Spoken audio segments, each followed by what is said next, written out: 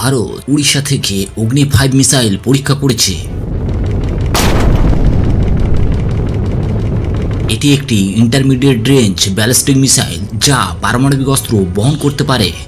এর রেঞ্জ 5000 কিলোমিটারের বেশি, যা ম্যাক 24-এর গতিতে উড়ে লক্ষ্যবস্তুতে আঘাত করতে পারে। ভারত সরকার বলছে এটি একটি রুটিন পরীক্ষা, কিন্তু এটি ভারতের কৌশলগত শক্তি বাড়িয়েছে। এই মিসাইল চীন, পাকিস্তান সহ অনেক দেশ কভার করতে পারে। ভারতীয় মিডিয়া সূত্রে খবর বলছে যে অগ্নি 5-এর রেঞ্জ তুরস্ক থেকে চীন পর্যন্ত পৌঁছতে পারে। এটি কোনো সাধারণ উল্লেখ নয়। কিছু রিপোর্টে স্পষ্টভাবে বলা হয়েছে যে তুরস্ক এখন ভারতের মিসাইলের আওতায়। এমনকি কিছু মিডিয়া তুরস্ককে সতর্ক করছে যে তারা যদি পাকিস্তান এবং বাংলাদেশকে অস্ত্র সরবরাহ না করে তাহলে অগ্নি 5-এর হুমকি থাকতে পারে। এটি ভারতের জাতীয় নিরাপত্তার সাথে যুক্ত। তুরস্ক পাকিস্তানের অত্যন্ত ঘনিষ্ঠ বন্ধু। দুই দেশের মধ্যে পারস্পরিক এবং কূটনৈতিক সম্পর্ক খুব শক্তিশালী। সম্প্রতি তুরস্ক পাকিস্তানকেও অনেক অস্ত্র দিয়েছে, যেমন মিলজিম ক্লাস করভেট জাহাজ, T-129 attack helicopter, Bayraktar TB2 drone এবং বিভিন্ন ধরনের মিসাইল। এছাড়া বাংলাদেশের সাথে তুরস্কের প্রতিরক্ষা সহযোগিতা বাড়ছে। তারা যৌথভাবে অস্ত্র তৈরির পরিকল্পনা করছে।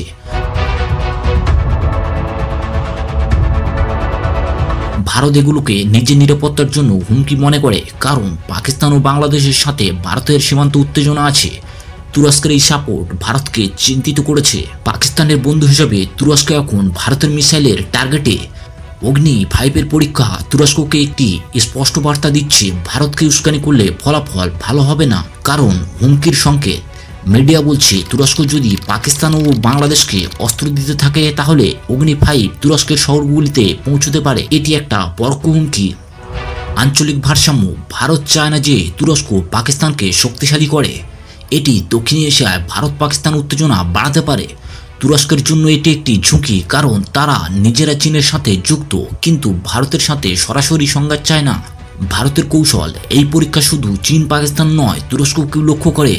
ভারতের অন্যান্য মিসাইল যেমন K-15, K4O এই নিরাপত্তা বাড়ায়। 2020 সালে চীনের সাথে সংঘর্ষের পর ভারত তার মিসাইলের পরিসর আরও শক্তিশালী করেছে।